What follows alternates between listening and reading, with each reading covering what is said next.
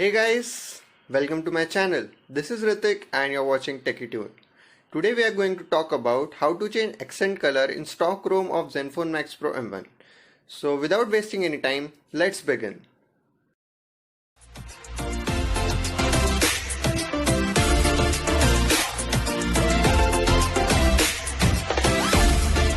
So first of all, go to setting and go to about phone. After that, go to the build number and tap the build number 5 to 6 times. Then it will show you are a developer now. Now go back and go to system. So now open the developer option and scroll down to the end. Here you will see an option of accent color where you can change different accent color such as ocean. See, the accent color has changed. So thanks for watching. Do like, share and subscribe if you like my video. Thank you.